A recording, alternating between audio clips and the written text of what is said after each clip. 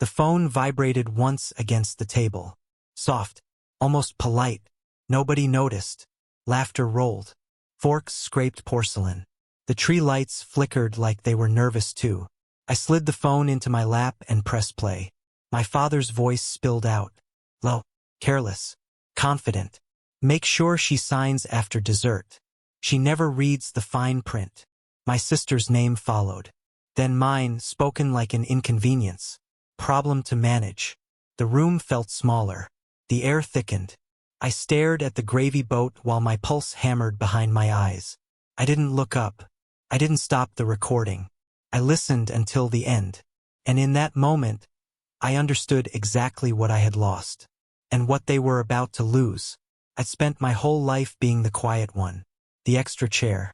The child who learned early that silence was safer than asking why love always came with conditions. My sister was the sun. I was the shadow that proved she shined. When she failed, it was pressure. When I failed, it was character. When she needed help, doors opened. When I did, they told me to be grateful for the lesson. Dad called it tough love. Mom called it keeping the peace. I called it survival. They borrowed my credit, my time, my trust. They praised my sister's ambition while quietly funneling my savings into family investments. I was never invited to discuss. I signed things because I was told to. I smiled because it kept the room warm. I swallowed the resentment because I thought blood meant loyalty. That belief died in my lap between mashed potatoes and forced laughter. The memo wasn't just about a signature. It was about the house. The one asset left in my grandmother's name. The one she promised would be mine because I stayed. Because I cared. Because I showed up when everyone else was busy becoming important. Dad had convinced her to put me as co-signer years ago. Just paperwork, he said. Now I knew the truth. They were about to move ownership. Quietly, permanently, and I was the final obstacle. Dessert came out. My sister touched my arm, sweet as sugar. You okay? She asked, eyes scanning my face like she was checking a mirror. I nodded, smiled. The shift had already happened. Something inside me went still. Not broken, focused. I didn't confront them. That would have been loud, messy. I didn't need them defensive. I needed them confident. So I played my role. I signed what they slid in front of me. Slowly, deliberately, I asked innocent questions. Let them explain. Let them lie. And that night, after the dishes were stacked and the hugs were exchanged, I went home and started building. I replayed the memo. Again and again. I forwarded copies. Backed them up.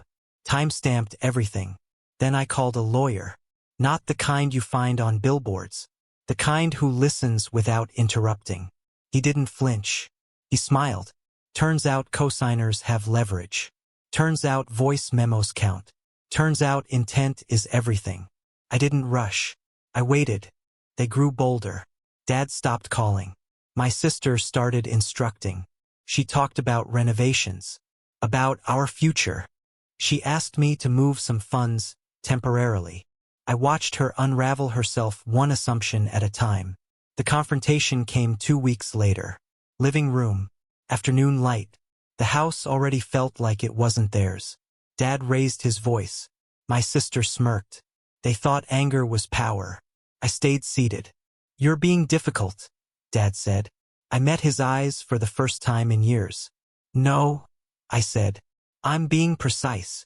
Silence hit harder than shouting ever could. I placed my phone on the table. Pressed play. His voice filled the room again.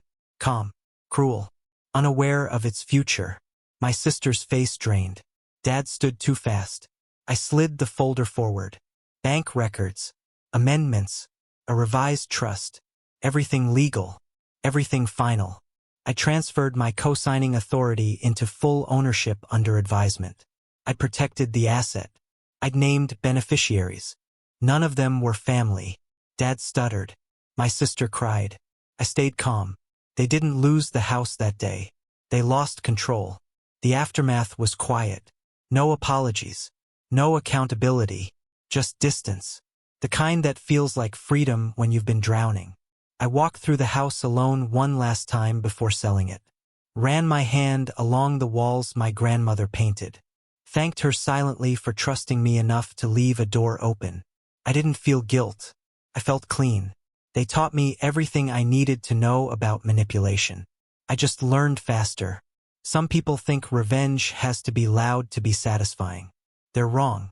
The best kind sounds like silence, looks like independence, feels like finally choosing yourself. And every Christmas since, when my phone buzzes, I smile before I check it. Because the moment they tried to erase me was the moment I became impossible to control.